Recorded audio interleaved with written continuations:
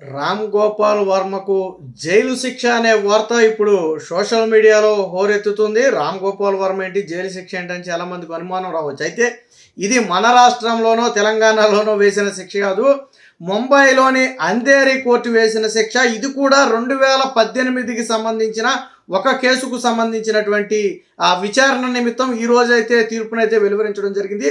ఇక అసలు విషయాల్లోకి వెళ్తే ప్రముఖ దర్శకుడిగా అలాగే కాంట్రవర్సీ దర్శకుడిగా పేరున్నటువంటి రామ్ గోపాల్ వర్మ మీద 2018లో ముంబైలో ఒక వ్యక్తి, గతంలో తన దగ్గర పనిచేసినటువంటి ఒక వ్యక్తి చెక్ బౌన్స్ కేసు అయితే వేయడం జరిగింది. దాదాపుగా 3,72,000 రూపాయలు సుమారు దానికి సంబంధించి చెక్ బౌన్స్ కేసు అయితే 2018లో వేయడం జరిగింది.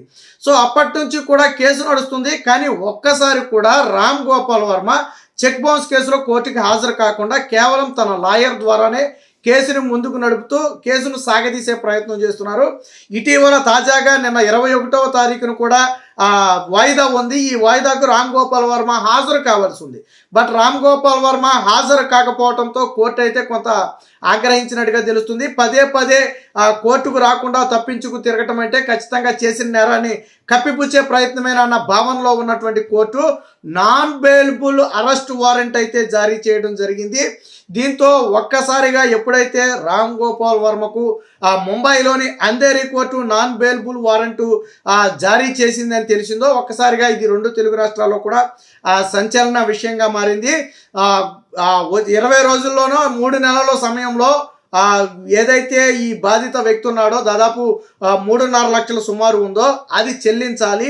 లేని పక్షంలో మరొక 3 నెలలు అదనంగా జైలు శిక్ష అనుభవించాల్సి ఉంటుందని చెప్పి కూడా ముంబై అంధేరి కోర్టు అయితే చెప్పడం జరిగింది. అయితే రామ్ గోపాల్ వర్మకు చెక్ బౌన్స్ కేసులు లేకపోతే ఇతర కేసులు కొత్త ఏం కాదు. నేను మొదట్లోనే చెప్పా, కాంట్రవర్సీలకి కేర్ ఆఫ్ అడ్రస్గా ఉన్నటువంటి వ్యక్తి రామ్ గోపాల్ వర్మ వ్యక్తి. తన చేతల ద్వారా కానివ్వండి, మాటల ద్వారా కానివ్వండి, తీసే సినిమాల ద్వారా కానివ్వండి, సమాజంలో ఎప్పుడూ కొంత కాంట్రవర్సీ క్రియేట్ చేస్తుంటాడు. ఇటీవల కాలంలో పొలిటికల్గా జగన్మోహన్ రెడ్డికి వన్ సైడ్ సపోర్ట్ చేయడం కోసం టీడీపీని, ముఖ్యంగా నారా లోకేష్, చంద్రబాబు, పవన్ కళ్యాణ్ వీళ్ళ ముగ్గురిని ఇబ్బంది పెడుతూ వారిని ఒక తక్కువ చేసి చూపే విధంగా సినిమాలు తీశాడు. దీనికి సంబంధించి అనేక కోర్టు కేసులు కూడా నడిచాయి.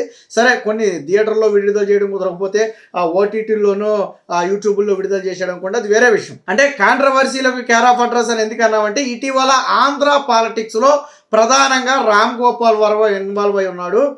దీంతో ఆల్రెడీ నారా లోకేష్ మీద చాలా తీవ్రమైన ఎలిగేషన్ చేయడం కానివ్వండి, లేదా నారా లోకేష్ని కించపరుస్తూ పెట్టడం కానివ్వండి. అంతేందుకు కూటమి ప్రభుత్వం వచ్చిన తర్వాత కూడా రామ్ గోపాల్ వర్మ మీద అనేక ప్రాంతాల్లో కేసులు నమోదయ్యాయి. పోలీసులు నోటీసులు ఇచ్చారు, విచారణ కూడా రమ్మన్నారు. స్టిల్ ఆన్గోయింగ్ నడుస్తూ ఉన్నాయి కేసులు. ఎందుకని గతంలో లోకేష్ని, పవన్ కళ్యాణ్ని, చంద్రబాబుని ఫోటోలు ఫేసులు మార్పింగ్ చేసి పోస్ట్ చేయటం, వారిని కించపరిచే విధంగా వ్యాఖ్యలు రాయటం, ఏదో గేదెలు దున్నపోతులు బొమ్మలకు వీళ్ళ తలకాయలు పెట్టి వీళ్ళని కించపరచడం. సో అప్పుడు జగన్మోహన్ రెడ్డి అధికారంలో ఉన్నాడు కాబట్టి ఎవరికి ఏం చేయలేరనే నమ్మకంతో జగన్మోహన్ రెడ్డిని అండ చూసుకుని రెచ్చిపోయాడు. ఇప్పుడు కూటమి ప్రభుత్వం వచ్చిన తర్వాత వాటి మీద అభిమానులు కేసులు పెట్టడం జరిగింది. ఆ కేసులు నడుస్తూనే ఉన్నాయి. అయితే ఈ కేసులతో పాటు రామ్ గోపాల్ వర్మ మీద గతంలో కూడా కొన్ని చెక్ బౌన్సులు కేసులు ఉన్నాయని చెప్పి వార్తలు అయితే వస్తున్నాయి. బట్ ఏది కూడా లీగల్గా ఇప్పటి వరకు దొరకలా. ఏదో కోర్టుకి కేసు వెళ్ళిన తర్వాత సంధి చేసుకోవటమో, లేదా పొలిటికల్గా ఇన్ఫ్లుయెన్స్ ఉపయోగించి తప్పించుకోవడమో, లేదా లీగల్గా ఉన్న లూప్ హోల్స్ని అడ్డం పెట్టుకుని తప్పించుకోవడం. మొత్తానికి రామ్ గోపాల్ వర్మ అయితే శిక్ష పడకుండా తప్పించుకు తిరుగుతున్నాడు. కానీ బట్ అంధేరి కోర్టు దగ్గర మాత్రం దొరికిపోయాడు. ఎందుకంటే 2018లో ఈ కేసు నమోదు చేస్తే ఆ రోజు నుంచి ఈ రోజుకి చెక్ బౌన్స్ కేసు నడుస్తూ ఉంటే దాదాపుగా ఇదొక 5 అదొక 2 దాదాపు 7 ఏళ్ల నుంచి కేసు నడుస్తూ ఉంటే ఒక్కసారి కూడా రామ్ గోపాల్ వర్మ విచారణకు హాజరు కాల. ఎందుకు హాజరు కాల? పదే పదే వాయిదాలను తీసుకుంటున్నారు. అంటే కేసుని ముగింపుకు రానివ్వటం లేదు. చెక్ బౌన్స్ అనేది క్లారిటీగా ఉంది. ఈయన ఇచ్చాడు, అందులో అమౌంట్ లేదు, చెక్ అయితే బౌన్స్ అయింది. సో ఈ విషయంలో అంధేరి కోర్టు అయితే తీవ్ర ఆగ్రహం వ్యక్తం చేస్తూ ఇమీడియట్గా, వాస్తవానికి రామ్ గోపాల్ వర్మ తరపు లాయరు మరొక వాయిదా అడిగే ప్రయత్నం చేస్తే ఆగ్రహించినటువంటి కోర్టు ఇమీడియట్గా నాన్ బెయిలబుల్ వారెంట్ జారీ చేస్తూ ఇమీడియట్గా అరెస్ట్ చేసి తీసుకురావాలని పోలీసులను అయితే ఆదేశించినట్టుగా తెలుస్తుంది. దీంతో రామ్ గోపాల్ వర్మ అరెస్టు తప్పకపోవచ్చు. ఇక ఇదే సమయంలో 3 నెలల గడువు ఏదైతే ఈ చెక్ బౌన్స్ కేసులో చెల్లించాల్సిన నష్టపరిహారం ఉందో దీనిని 3 నెలల గడువులోపు చెల్లించని పక్షంలో మరొక 3 నెలలు అదనపు జైలు శిక్ష రామ్ గోపాల్ వర్మ అనుభవించాల్సి ఉంటుంది అని చెప్పి కూడా కోర్టు అయితే హెచ్చరించడం జరిగింది. మరి రామ్ గోపాల్ వర్మ కానీ రామ్ గోపాల్ వర్మ తరపున వేరొకరు కానీ ఇప్పటి వరకు దీని మీద ఎవరు కూడా స్పందించలేదు. అయితే రామ్ గోపాల్ వర్మ ఇది నా దగ్గర పనిచేసిన ఒక మాజీ ఉద్యోగికి సంబంధించినటువంటి కేసు, అది కూడా చెక్ బౌన్స్ కేసు, దీనికి రాజకీయాలకు సంబంధం లేదు. ఆ కేసు కోర్టులో ఉన్న నేపథ్యంలో నేను దీని మీద స్పందించలేనని చెప్పి కొంతమంది మీడియా అడిగితే తప్పించుకున్నట్టుగా అయితే కథనాలు కూడా వస్తున్నాయి. అంటే మొత్తంగా ఈ చెక్ బౌన్స్ కేసులో ఏదైతే నాన్ బెయిలబుల్ వారెంట్ జారీ చేసి అరెస్టు చేయాలని ముంబై అంధేరి కోర్టు ఆదేశించిందో దాని మీద రామ్ గోపాల్ వర్మ అయితే స్పందించడానికి ఒప్పుకోలేదు. అయితే దీని మీద ఏమన్నా అక్కడి నుంచి మళ్ళీ ఏమన్నా పై కోర్టుకి వెళ్ళటమో అక్కడ, లేదా ముంబై నుంచి ముంబైలోనే హైకోర్టుకి వెళ్ళటమా, లేదా సుప్రీంకోర్టుకి వెళ్ళటమా ఏదైనా జరుగుద్దా, లేదా ఈ సెటిల్మెంట్ ఏదైతే దాదాపు 3.5-4 లక్షల రూపాయల అమౌంట్ ఉందో దీన్ని పే చేసి ఆ కేసును సాల్వ్ చేసుకుంటాడనేది తెలియదు. కానీ మొత్తానికి నాన్ బెయిలబుల్ వారెంట్ జారీ చేయటంతో అరెస్ట్ అయితే అనివార్యంగా తెలుస్తుంది. ఖచ్చితంగా రామ్ గోపాల్ వర్మను అదుపులోకి తీసుకోవడానికి పోలీసులు అయితే ముంబై పోలీసులు అయితే హైదరాబాద్ ఖచ్చితంగా వస్తారనే ప్రచారం కూడా జరుగుతుంది. మరి ఈలోపు రామ్ గోపాల్ వర్మ ఏమన్నా పై కోర్టు నుంచి రక్షణ తెచ్చుకుంటాడా చూడాలి. దీనికి సంబంధించి ఒక వార్త కూడా వచ్చింది. రామ్ గోపాల్ వర్మకు 3 నెలలు జైలు శిక్ష, అరెస్ట్ వారెంట్ జారీ చేసిన ముంబై కోర్టు అని చెప్పి ఒక వార్త అయితే వచ్చింది. చెక్ బౌన్స్ కేసులో సినీ దర్శకుడు రామ్ గోపాల్ వర్మకు ముంబై కోర్టు 3 నెలలు జైలు శిక్ష విధించింది. ఆయనపై నాన్ బెయిలబుల్ అరెస్ట్ వారెంట్ జారీ చేసింది. తీర్పు వెలువడిన నాటి నుంచి 3 నెలల్లో ఫిర్యాదుదారుడికి 3,72,219 రూపాయలు నష్టపరిహారం చెల్లించాలని ముంబై అంధేరి మెజిస్ట్రేట్ కోర్టు ఆదేశించింది.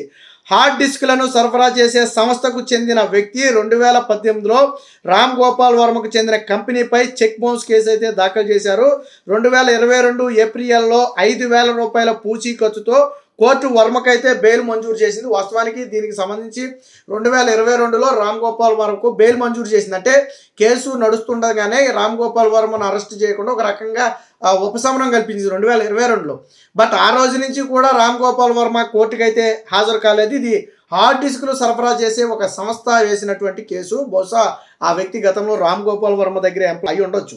అయితే అంధేరి కోర్టు తీర్పుపై స్పందిస్తూ ఇది 7 ఏళ్ల క్రితం జరిగిన విషయం. నా మాజీ ఉద్యోగికి సంబంధించిన 2.38 లక్షల చెక్ బౌన్స్ కేసు ప్రస్తుతం కోర్టులో ఉంది కాబట్టి నేనేమి మాట్లాడలేనని మీడియాతో రామ్ గోపాల్ వర్మ చెప్పినట్టుగా తెలుస్తుంది. మొత్తానికి రాష్ట్రంలో పెట్టినటువంటి కేసుల నుంచి రామ్ గోపాల్ వర్మ తప్పించుకోగలిగాడు. కానీ ఈ ముంబైలోని ఏదైతే చెక్ బౌన్స్ కేసు ఉందో ఆ కేసు నుంచి తప్పించుకోలేకపోయాడు. కర్మ ఎవరిని ఊరికనే వదిలిపెట్టదు.